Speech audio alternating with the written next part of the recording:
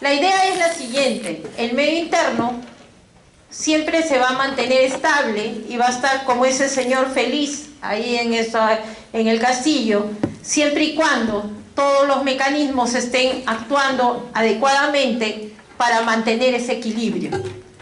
El vigilante, en este caso somos nosotros, los profesionales de la salud, que vamos a tener que tener esa atención y ese cuidado cuando se susciten estados patológicos o enfermedades que afecten a este medio interno, y tenemos que ser muy precavidos y estar muy atentos para que nuestros pacientes sigan con su medio interno estable.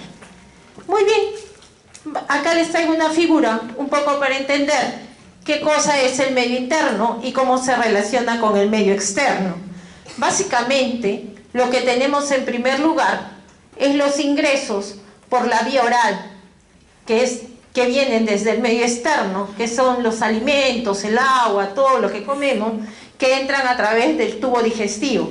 Mientras están en la luz del tubo digestivo, siguen siendo externos, hasta que son absorbidos y pasan al torrente sanguíneo. Entonces, los nutrientes van a entrar al medio interno. Como ven acá, ¿qué va a pasar en el medio interno? También, por un lado, vamos a tener que va a haber conducción a través de este medio interno hacia los diferentes órganos, en este caso a los pulmones, que va a eliminar, por eso dice hacia el medio externo, va a eliminar el CO2 y va a tomar del medio externo el oxígeno, que también va a ir a perfundir los tejidos.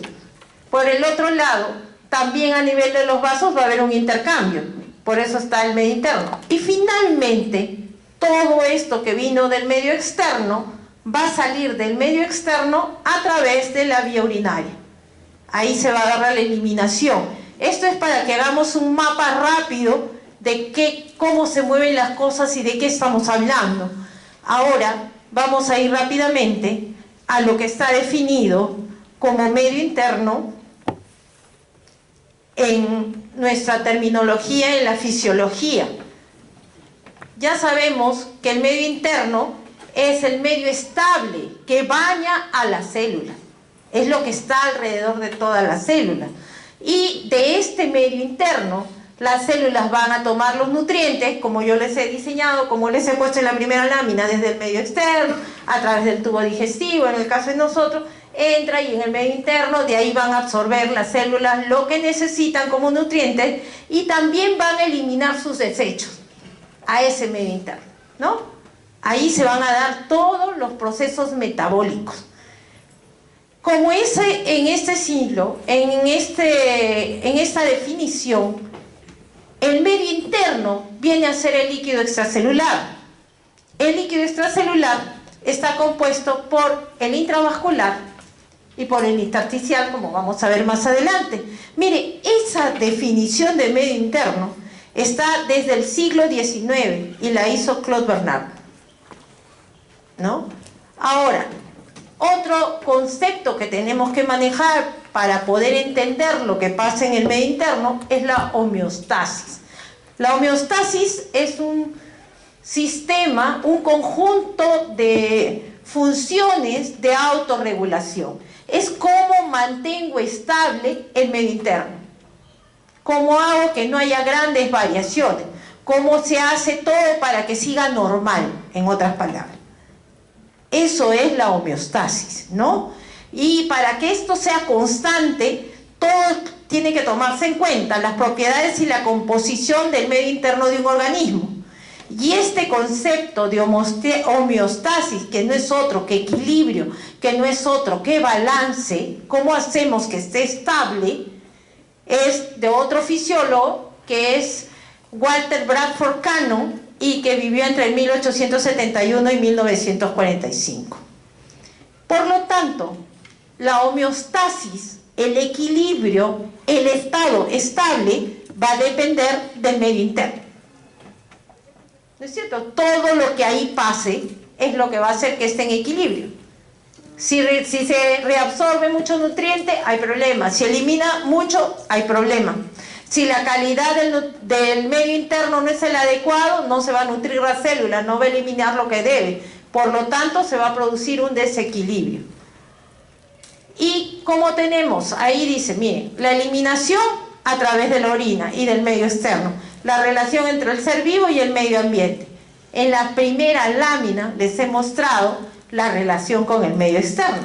Nosotros, los seres humanos, vamos a adquirir parte de los nutrientes desde el medio externo a través de nuestro tubo digestivo, a través de lo que ingerimos.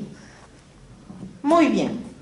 Entonces ya sabemos, medio interno, líquido extracelular. Homeostasis depende del medio interno y de todas las funciones, de todo lo que se desarrolle en este medio interno. Así en resumen. Ahí otra vez, líquido extracelular, medio interno. Y esta es una figura para mostrarles un poco cómo es que se distribuyen los líquidos, como vamos a ver más adelante.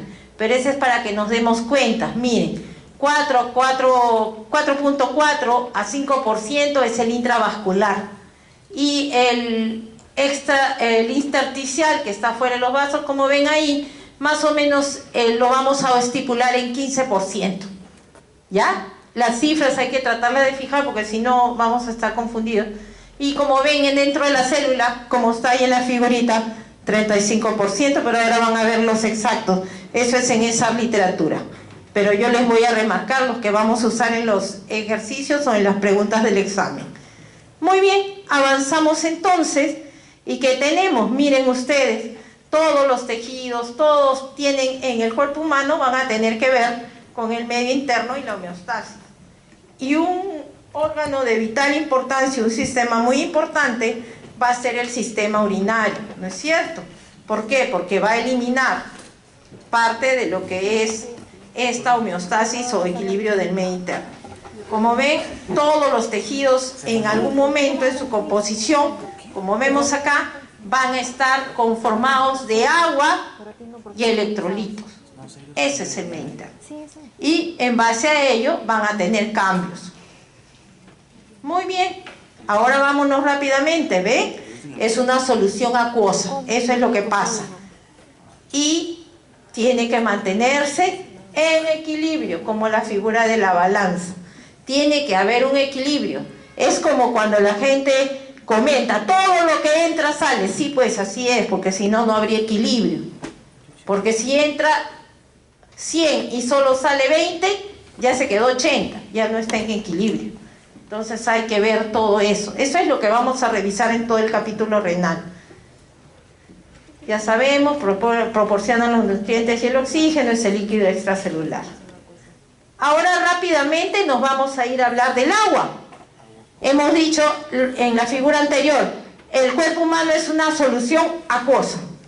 Por lo tanto, un gran componente de nuestro cuerpo es el agua. Y se conoce como agua corporal total. Ustedes ven ahí dos figuritas, una del varón, y sabemos que el agua corporal total en el caso del varón es el 60% de su peso. ¿Ya? Ahí está. Y miren, en el caso de la mujer cambia.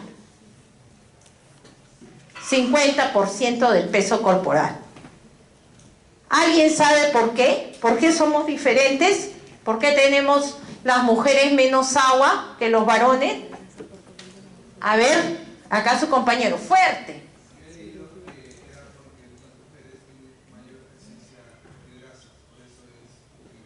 Ya. Claro, pero ¿y qué hace que el hombre tenga más grasa, más agua? Ya sabemos, la mujer tiene menos porque tiene más grasa. ¿Y el hombre? ¿Qué es lo que tiene para que tenga más agua? ¿Nadie? Está bien su respuesta de él, pero ahora falta la otra. Dina. Es que los hombres tienen más músculo que las mujeres. Más masa muscular, esa es la respuesta. Ahí está la diferencia. Y ustedes se van a dar cuenta que eso va a ser importante para una serie de ejercicios y de entender el medio interno. Esa es la gran diferencia entre hombres y mujeres. Nosotras tenemos más grasa y los hombres más masa muscular. Muy bien, ahora vamos a ver el agua corporal total. Ya sabemos que eso representa eso del peso, pero luego tenemos que el agua está distribuida en compartimentos. y tenemos por un lado el líquido intracelular que está dentro de la célula y tenemos el líquido extracelular, ¿no? Entonces, ¿qué tenemos? Miren, del 100% del agua corporal total, el 66.6% es intracelular y el 33.33% es extracelular. Para los cálculos de los ejercicios eso va a ser importante, acuérdense.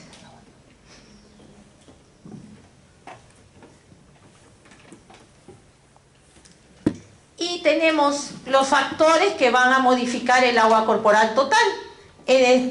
Y lo primero que tenemos es la edad. En los dos extremos de la vida es diferente el agua corporal total.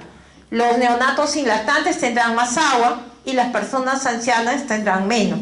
Se dice que para el caso de los hombres es 50% del peso corporal en ancianos y en el caso de las mujeres 45%. Cambia. Ya lo del sexo lo hemos revisado y también, así como dijimos que en la mujer había más grasa, por lo tanto tenía menos agua, igual va a suceder en el caso de las personas con sobrepeso o con obesidad. Tendrán un menor porcentaje de agua porque tienen más grasa. Y por último, el embarazo, que es una condición especial donde incrementa el líquido, el agua corporal total, ¿no? Porque está distribuido en un compartimento más, que es donde está el niño en formación. Ahora, según los grupos etarios, para que recordemos un poquito, miren ustedes el bebé, que puede tener entre 75 a 77% de su peso de agua corporal, el lactante 65.5%, el niño hasta los 6 años 61.7% de su peso, un adulto varón 60%, la mujer 50% y lo que hablamos de los ancianos.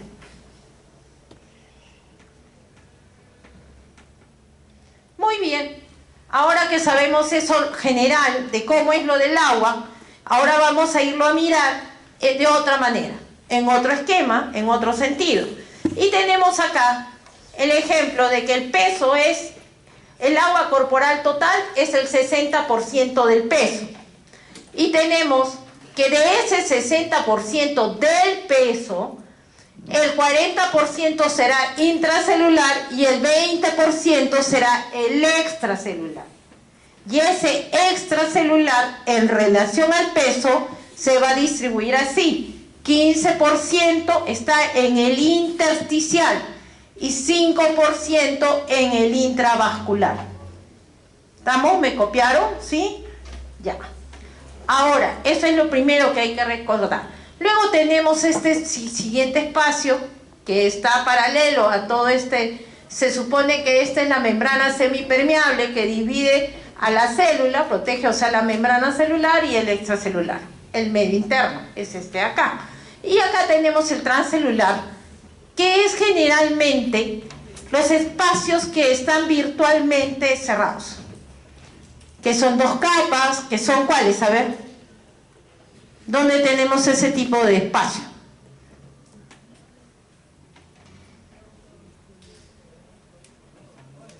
Pleura, peritoneo. ¿Estamos de acuerdo? Y también hay líquido en pequeña cantidad en los huesos, en el tejido conectivo, en lo que hemos visto hace un ratito. Pero ese es el transcelular.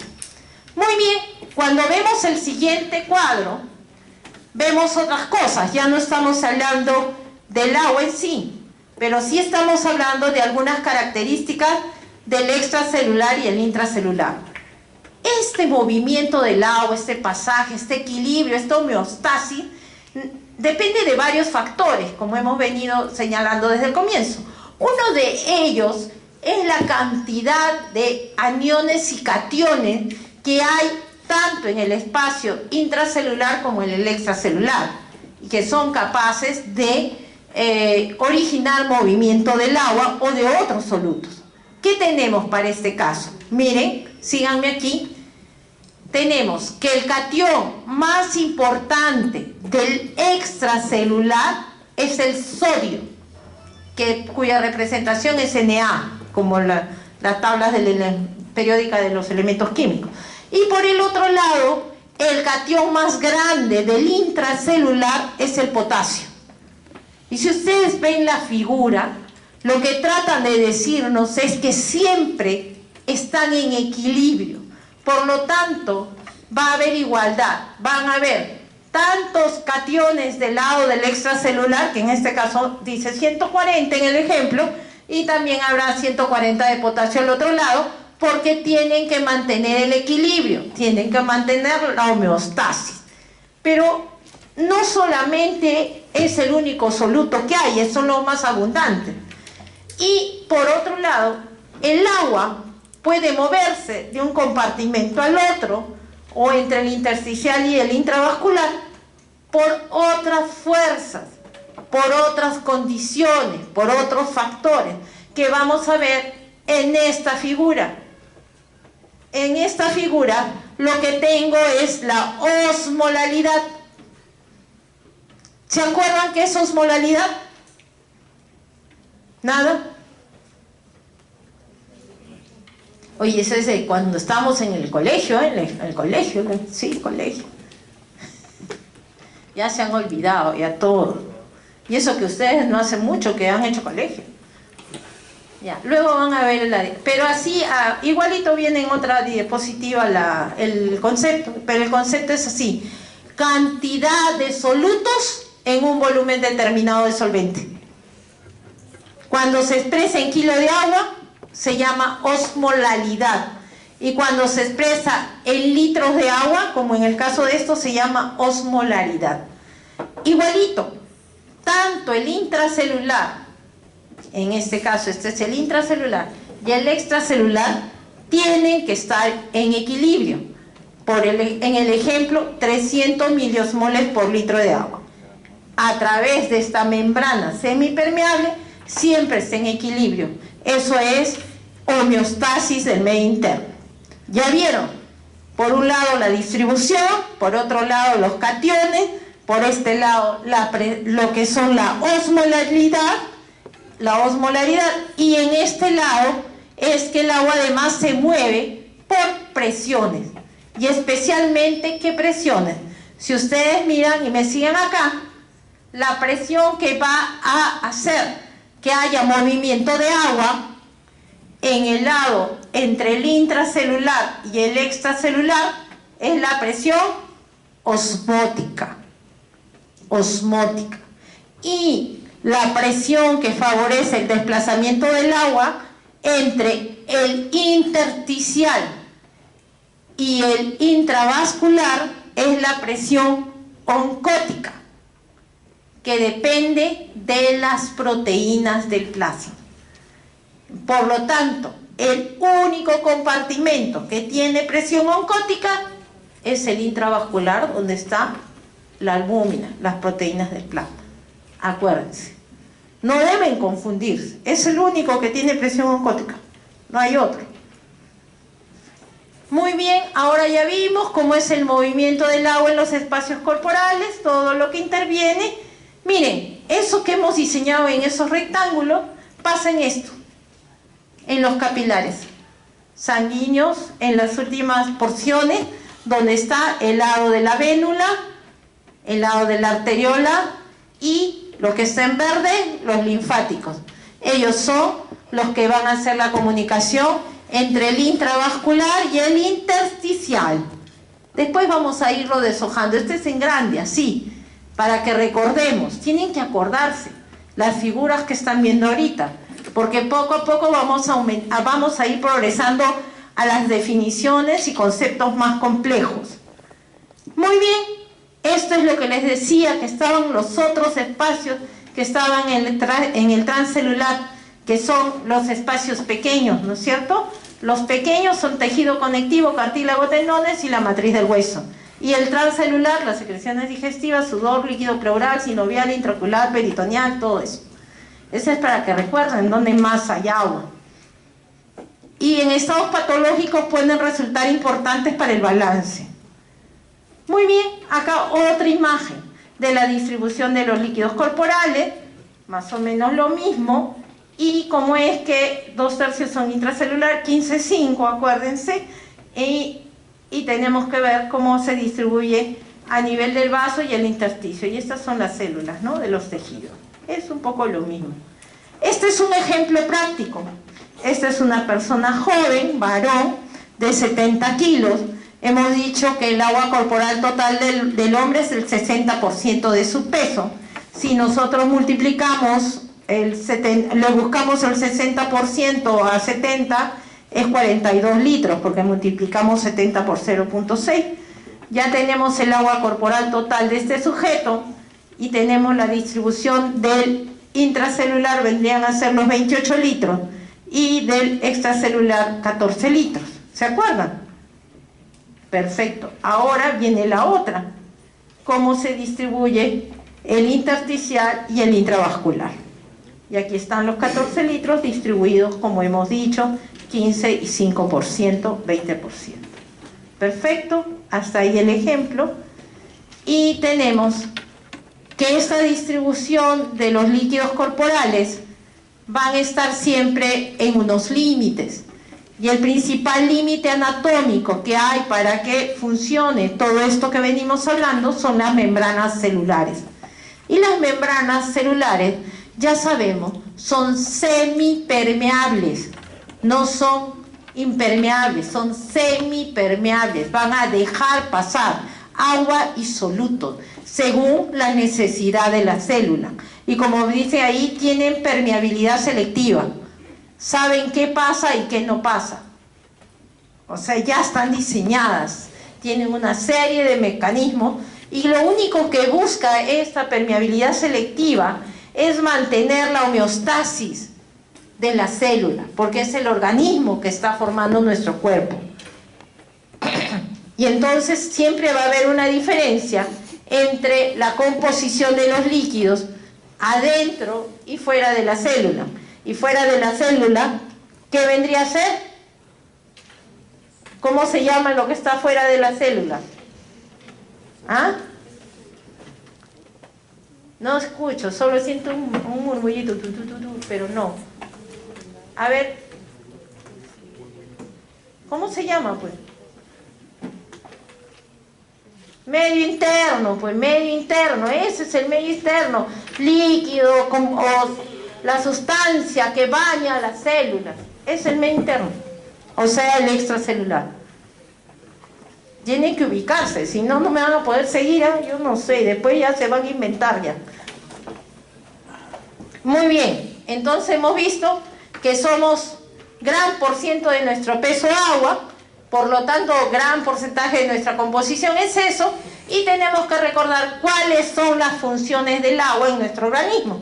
Si no, ¿para qué sirve, no? Primero, regula la temperatura, importantísimo, muy importante. ¿Qué más tenemos? Aporta los líquidos para las secreciones glandulares, la saliva, ¿sí o no? El jugo gástrico, la bilis, todos los líquidos que se nos ocurran en las secreciones glandulares. Otra cosa, es medio de transporte, lleva los solutos del intra al extra y del extra al intracelular. Es un medio de transporte. ¿Qué más hace el agua? Mantiene la volemia, que estemos con la sensación de estar hidratados, que no nos dé sed, eso también es función del agua. ¿Qué más? La presión arterial. Si estamos demasiado hidratados, como creo que ahorita no, pero en fisiopato vamos a revisar más eso, ahí van a ver cómo juega cuando estamos con hipervolemia, sobrehidratados, pero mantiene la presión arterial. ¿Qué otra cosa tiene que ver el agua? La función renal. Si no tenemos el nivel de hidratación adecuado, si nos deshidratamos, sufre el riñón. Por lo tanto, se afecta la función renal. Mantiene la concentración normal de electrolitos, que es esos que hemos venido hablando, el sodio, el potasio, todo ello, no pueden estar bien si no hay un nivel adecuado de agua. ¿Qué más tenemos? Es el medio acuoso donde se desarrollan los procesos metabólicos. ¿Qué quiere decir eso? Todo lo que ingerimos, que ya sabemos, proteína, carbohidrato, grasa, va a sufrir un proceso metabólico. entre el intestino en su absorción desde el intestino al intravascular y va a generar agua. Y esa es la famosa agua endógena o agua del metabolismo o agua de oxidación. Todos esos términos son sinónimos. Pero ahí el agua es súper importante. Muy bien, esta es la representación de lo que viene a ser el intracelular. Por eso ahí está el citosol. Miren, dentro del intracelular sí tenemos proteínas, pero no juegan otro rol. Tenemos fosfato, sodio y básicamente potasio. Como ven acá, este que está en celeste viene a ser nuestro líquido extracelular y lo que básicamente tenemos es cloruro de sodio, cloro y sodio, y miren ustedes, algunos potasios. Y como ven acá en la figura, esta capa lipídica, porque así es glicopéptidos, lípidos, todo, van a conferir una carga negativa a la membrana de la célula, mientras en el lado del extracelular la carga es positiva. Por lo tanto, habrán elementos que puedan pasar y otros que no. Si ustedes ven la figura, ¿quién no pasa? A ver acá, ¿quién no pasaría? Dos compuestos, ¿no es cierto? Por un lado, la proteína no pasaría porque tiene carga negativa, como ven en la figura, y con la membrana negativa se repelen. Cargas iguales se repelen. Por eso le digo, aquí en la parte de renal y medio interno vamos a tener que poner en práctica nuestros conocimientos de química, de física, para entenderlo. Si no, hay que aprender de memoria, si no recordamos. Pero acuérdense, cargas iguales se repelen, cargas opuestas se atraen. Entonces en este caso no pasarían ni los fosfatos ni las proteínas, como lo ven ahí. Todo eso tiene que ver. Esto es un poco más de lo mismo, solo que aquí nos detallan más o menos cuáles son las sales que están, o sea, los electrolitos, los componentes de cada uno de los compartimentos. Aquí tenemos el plasma, donde vemos como buen extracelular el sodio es el más importante, y aquí tenemos otros que son en menor cantidad, potasio, calcio, magnesio, y aquí tenemos los aniones. Los aniones son los que tienen carga negativa, y los más importantes son bicarbonato y cloro. Y luego ya tenemos fosfatos, sulfatos, ácidos orgánicos y proteínas. Por el otro lado, en el líquido intersticial, será bien parecido al plasma y la diferencia estará ¿dónde? En los aniones. ¿Por qué? Porque también tendrá bicarbonato, cloro, pero no tiene proteínas casi. ¿Se dan cuenta? Acá miren, este de las proteínas es bien significativo en el plasma, que representaría el intravascular, y en el intersticial casi no hay. En el líquido intracelular, como vemos, la diferencia más resaltante es que el principal componente es el potasio. El sodio es muy pequeñito, también tenemos calcio y tenemos magnesio, y en el caso de los aniones tenemos los fosfatos, que en mayor cantidad, sulfatos, y tenemos una gran cantidad de proteínas, pero ellas no van a jugar en nada. ¿Por qué? Porque ya hemos visto que la membrana celular tiene carga negativa, y la albúmina también, la proteína también. Por lo tanto, no va a intercambiarse entre el intra y el extra. Siempre va a ser intracelular. No va a dejar mover agua casi. En cambio, en el lado entre el intersticial y el intravascular, este lado no va a dejar salir al agua del intravascular. Luego nos piden que revisemos rápidamente cuál es la composición tanto del extracelular como el intracelular. Aquí lo tienen. Básicamente recordar que siempre va a haber equilibrios, ¿no? 150, 152, por ahí van, no hay una gran cosa que cambie. El poquito de sodio que hay acá es porque en este lado, como vemos acá, vamos a ver, hay un poquito más de proteínas. Miren, 7000, que es lo que hace que sea diferente al líquido intersticial, ¿no? Donde se considera proteína cero.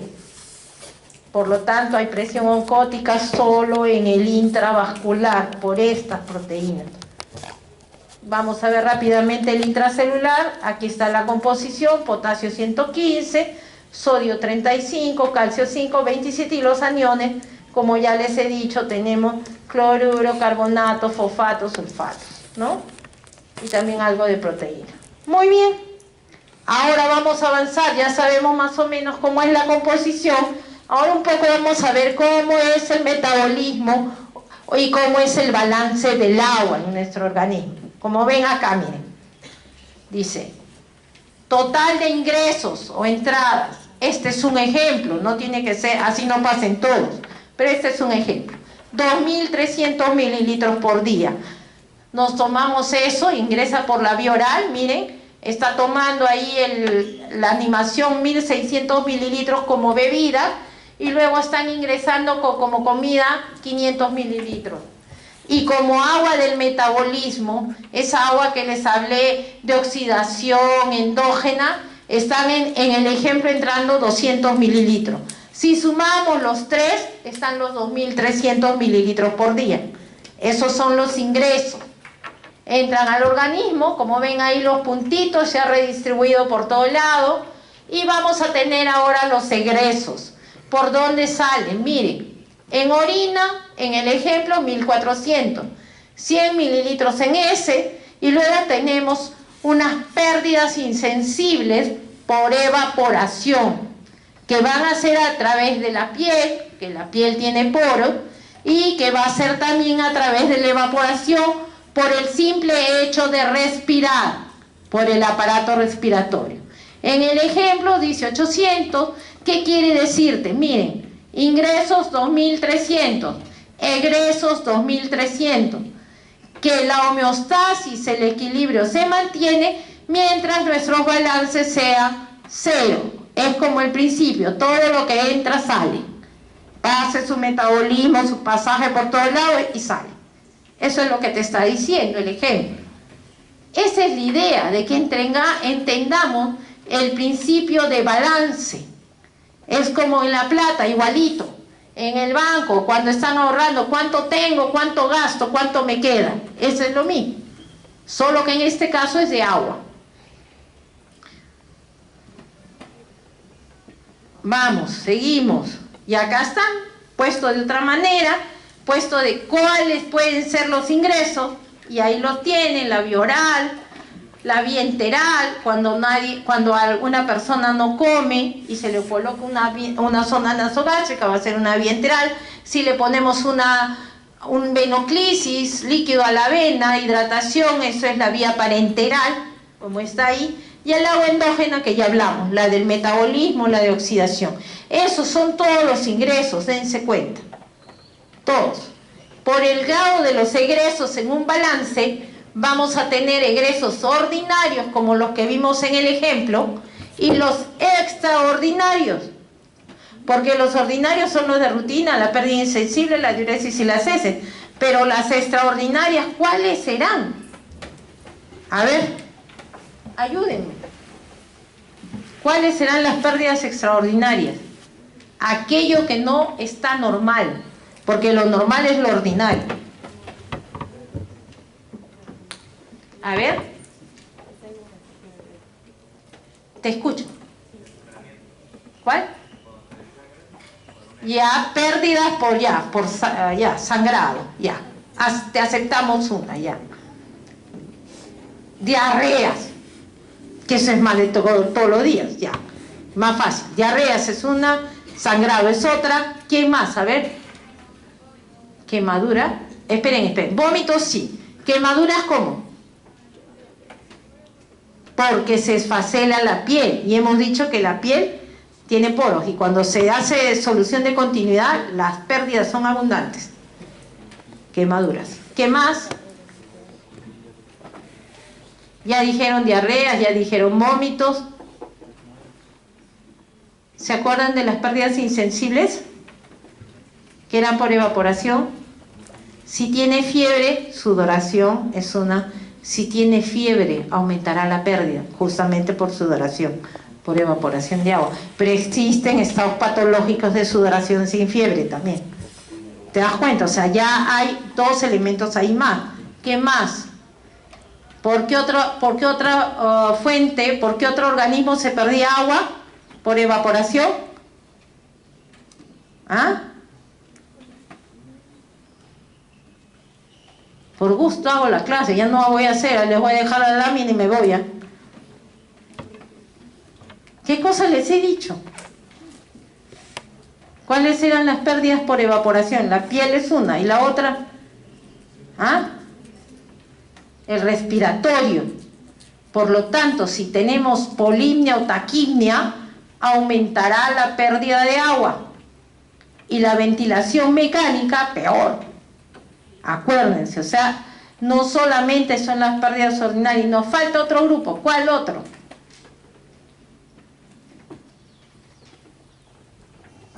Nada, ayúdenme pues. Imagínense por dónde se iría el agua de nuestro cuerpo.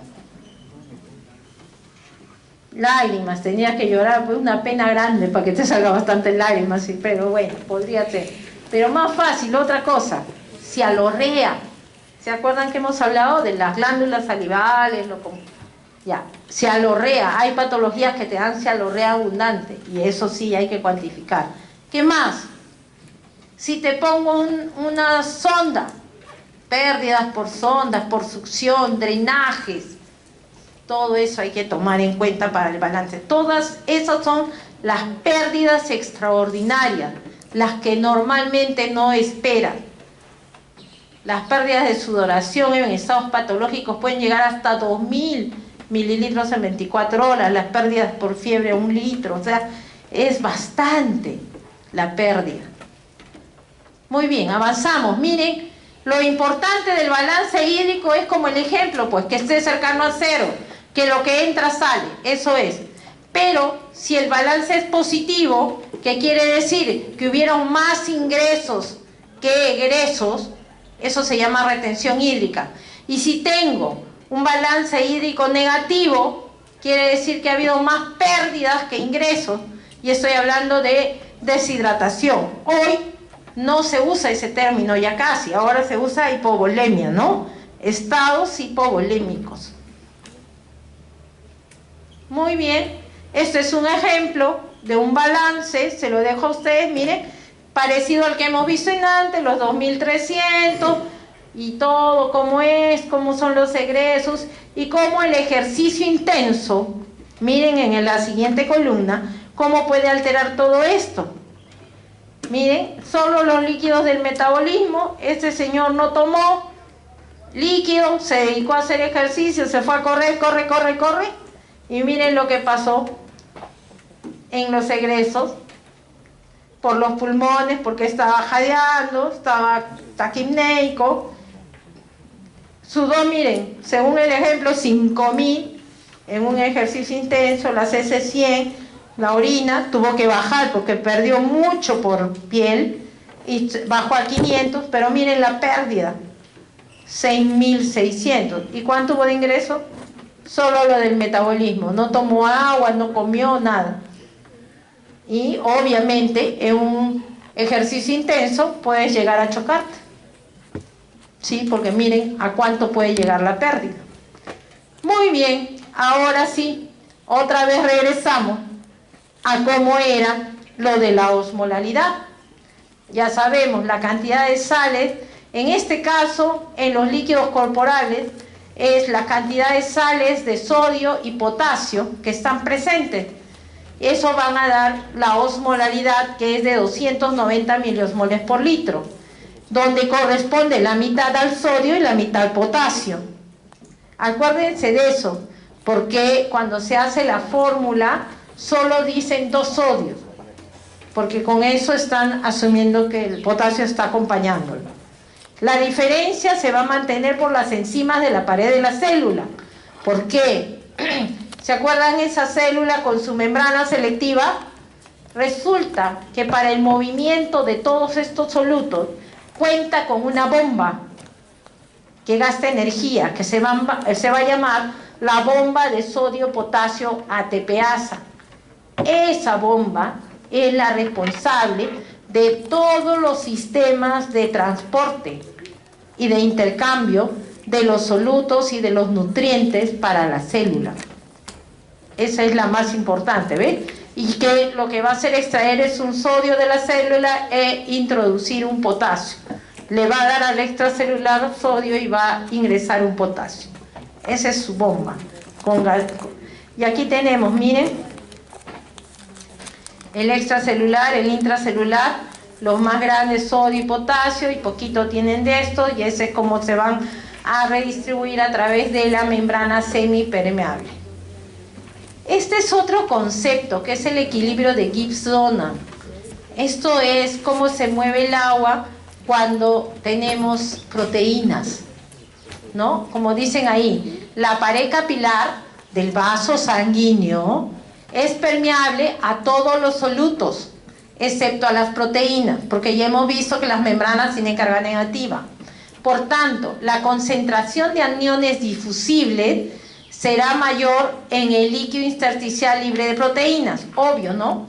Porque los otros aniones, como los fosfatos o los sulfatos, son más pequeñitos y pueden pasar del extracelular al intersticial o al intracelular, porque entre esos se va a mover. Pero el lado donde está la proteína, que es el intravascular, no va a tener eso. Y vamos a tener que la electroneutralidad se va a mantener a ambos lados de la membrana, pero la osmolaridad, que hemos dicho, cantidad de solutos en un volumen determinado de solvente, va a ser mayor en el espacio intravascular que tienen las proteínas. ¿Por qué? Porque la proteína va a ser como una puerta cerrada para el pasaje de algunos aniones, como ellas. Acuérdense cuánta proteína había. 7000, ¿se acuerdan? 7000. Entonces, obviamente, si no se mueve, ese lado va a tener, pues, más solutos, en teoría. Ese equilibrio que siempre hemos visto, que yo les he puesto desde el ejemplo, la homeostasis está en que se mantengan igual a ambos lados de la membrana semipermeable. Se ha observado, y hablamos del equilibrio de Gibbs-Dunlap, cuando a pesar de haber una pequeña diferencia en el intravascular, porque es el lado que tiene más proteína, tiene un poquito más de osmolaridad que el lado intersticial. Eso es lo que nos está diciendo. Y eso es porque en virtud a que las proteínas están en mayor número en el intravascular. Acá está más o menos como es, miren, el intercambio acá. Ya sabemos que este es el lado del intracelular y este es el extracelular. Y se supone que es aquí donde vamos a tener la osmolaridad mayor, ¿no? En número de solutos. Muy bien, acá están las leyes, yo les dejo para que lo revisen. Es un poco más detallado lo que hemos hablado. Y miren, acá hay un video que pueden ver, ahí les dejo la dirección para que lo revisen y lo vean, ¿ya? Ahora que ya hemos visto todo esto, que hemos hablado ya de los líquidos, cómo es en cada compartimento, ahora vamos a ver cómo podemos medir, si podemos medir esos líquidos, esas cantidades de agua. Entonces podríamos tener métodos directos, pero para hacer un método directo tendría que ponerle una cánula, algo para medirlo, y lo voy a vaciar de agua, no se puede, ¿verdad? Es muy complicado, además que es invasivo. Entonces no usamos métodos directos para medir el agua, ni el volumen intravascular, ni nada. Siempre vamos a usar métodos indirectos. Vamos a hacer cálculos para llegar a determinar más o menos el volumen. Así como hemos visto que el 60% del peso es el agua corporal total. A nadie se nos ha ocurrido medirlo, ¿sí? No, no es cierto.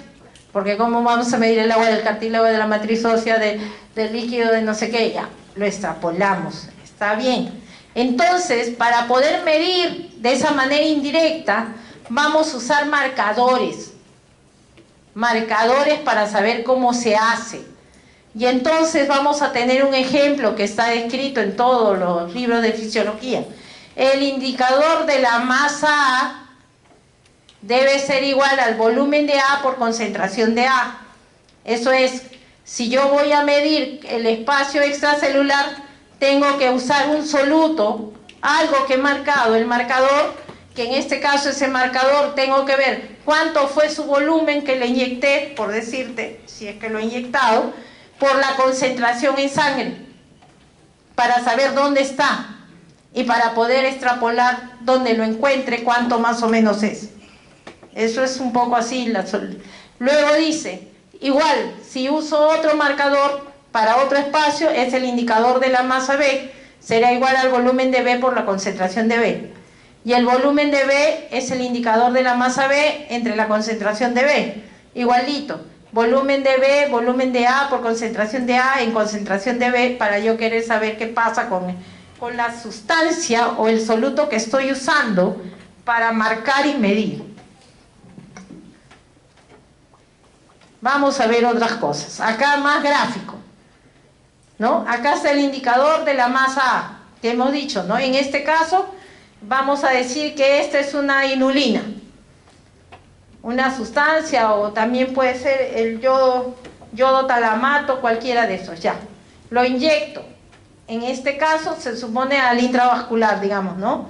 Y entonces tengo que ver que este volumen es el volumen de A, la cantidad que puse, pero el espacio donde lo voy a poner es B. Y entonces tengo que ver cuál es el volumen de B.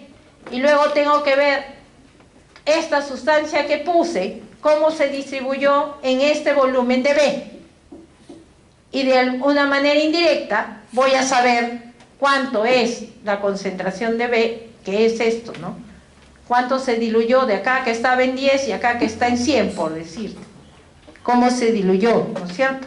Y de acuerdo a lo que yo encuentre por mililitro, voy a decir, esto se diluyó en 100.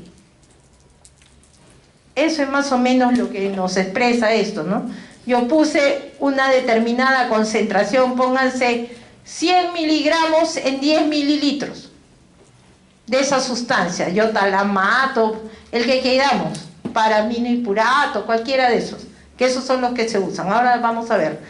Lo pongo en en el torrente sanguíneo. Espero que se redistribuya, ponte 1 hora. Y a la hora voy y saco una muestra de sangre, ¿cierto? Y entonces mido la concentración de este. ¿No es cierto? ¿Se acuerdan que eran 100 en 10? Y cuando yo voy acá, voy a encontrar 1 miligramo por decilitro, por decirte. Entonces voy a asumir y voy a calcular en cuánto volumen se diluyó para que se vuelva 1 miligramo por decilitro. Y voy a decir, el volumen intravascular de esta persona es tanto. Indirectamente, usando el marcador. Pero eso es para que sepan el concepto, no van a hacerlo ustedes, pero tienen que entender el concepto. No lo vamos a hacer. Muy bien, ¿cuál es la propiedad de ese marcador, de ese indicador? ¿Cómo debe ser para que me sirva para medir? Primera cosa, que no sea tóxico, que no haga daño. Segundo, que se distribuye uniformemente en el compartimento que quiero medir, porque si no, se va a ir a otro compartimento y ya no me sirve, porque ya no voy a poder medir. Va a estar demasiado en otro sitio. Que no ejerzan efecto por sí mismo en la distribución de agua y los sustratos del organismo. ¿Eso qué quiere decir? Que no sea un osmol grande que sea capaz de jalar agua, pues, o que tenga tonicidad, porque si no nos fastidia. Ya no podemos medir porque va a mover agua cuando ingrese de un compartimento al otro, no sirve. No ser cambiados por el organismo, o sea, que no lo metabolice, que no lo cambie, si no ya no sirve tampoco, porque cuando voy a medir voy a encontrar otro soluto en vez del que puse. Que sea fácil de medir. Para ello se utilizan indicadores que pueden ser por métodos colorimétricos, que sean radioactivos o inmunofluorescentes. Lo marco, le pongo como una marca, un sello para poderlo seguir. Para eso usan mucho los radioactivos o inmunofluorescentes, para seguirlo. Muy bien, y aquí están los indicadores con cuales se mide cada compartimento. El agua corporal total con agua tritiada, deuterio o antipirina. El líquido extracelular con sodio, cloro, iotalamato, o sea, marcados, ¿no? Sodio, cloro, marcados, iotalamato radioactivo, tiosulfato, inulina. El intracelular es calculado. ¿Cómo? Se resta del agua corporal total menos el extracelular. Lo que te queda es el intracelular. El volumen plasmático puede usar albúmina sérica marcada. ¿Por qué? Porque hemos dicho que la albúmina no se sale del intravascular y no se va a otro espacio. Acuérdense, entonces eso puedo usar para medir el intravascular. Puedo usar azul de Evans también. Y el volumen de líquido intersticial tampoco se puede medir, lo tengo que calcular. ¿Y cómo lo voy a calcular? Como puedo medir el extracelular y puedo medir el plasma, lo resto y tengo el intersticial. Y el volumen sanguíneo se hace con esta fórmula, que es el hematocrito y el volumen plasmático. ¿Cómo es? Volumen sanguíneo es volumen plasmático entre 1 menos hematocrito. Separo el plasma, o sea, separo el suero de la célula, de los glóbulos rojos básicamente, que son los más abundantes. Y de esa manera vamos midiendo. Eso es parece chino, pero así se hace, pues. ¿Cómo creen que han avanzado para la medición y los cálculos de cuánto es el agua, cuánto es el extracelular? Todo se tuvo que en algún momento hacer. Otra cosa, regresamos a la química otra vez. Y aquí es unidades. ¿Cómo se miden los solutos? Todo eso que estamos hablando. Podemos tener miligramos por decilitro, milimoles por litro, miliequivalentes por litro, miliosmoles por litro. Depende de qué estamos hablando. Cuando hablo de miligramos por decilitro, generalmente estoy hablando de las sustancias que no están en gran cantidad y que tengo que medir en pequeñas cantidades. Tenemos la glucosa, la urea, la creatinina, que también ahora se miden en nomenclatura internacional en milimoles por litro o micromoles por litro, pero ya. Luego tengo los milimoles por litro. ¿Qué quiere decir milimol por litro? Milimol por litro es la sustancia tal cual está con su peso molecular difundido en 1 litro de solvente. ¿Cuánto es diferente los milimoles y los miliequivalentes? Cuando se unen según su valencia. Los compuestos químicos según su valencia, los que tienen valencia 1, quiere decir que a la vez solo se puede unir con otro compuesto, ¿verdad? Con otro átomo. Por lo tanto, si la valencia es 1, los milimoles y los miliequivalentes son lo mismo. Pero si la valencia del compuesto es 2, quiere decir que se puede unir en un momento a 2 moléculas. Por lo tanto, el milimol y el miliequivalente serán diferentes. ¿Cierto? El milimol será menor y el miliequivalente será el doble del milimol, para ese caso. El miliosmol por litro está midiendo osmolaridad. Osmolaridad, ¿qué quiere decir? Número de solutos en un determinado volumen de agua. No les dije, pero además hay una característica en la osmolaridad. Todo soluto cuenta como 1, independiente de su carga, independiente de su tamaño, independiente de su peso, independiente de su valencia. No importa. Para osmolaridad, todo soluto vale 1, que es diferente a lo que vemos en los otros casos. Acuérdense de eso. Eso es el ejemplo del sodio, que es de 2.3 miligramos por litro, es igual que 1 milimol por litro, un miliequivalente y 1 miliosmol por litro, para el caso del sodio. Un átomo. ¿Qué cosa es peso atómico y molecular? Eso es la masa que tiene cada uno y que es la que vemos en la tabla periódica de los elementos. Cuánto pesa cada uno. Y es generalmente su orden, ¿no? Y ahí tenemos. El caso del sodio pesa 23. El gramos. Un átomo 23. Y el cloro 35,5. La mol, porque se vuelve una mol cuando se unen, pesa 58,5 gramos. La mol de cloruro de sodio pesa 58,5 gramos. En el caso de la glucosa, una mol pesa 180 gramos. Un milimol pesa 180 miligramos por litro. Y por lo tanto, es un miliosmol. Ahí está mal, es un miliosmol por litro. Ahorita lo voy a cambiar. Voy a acabar acá. Fin de la presentación. Y acá es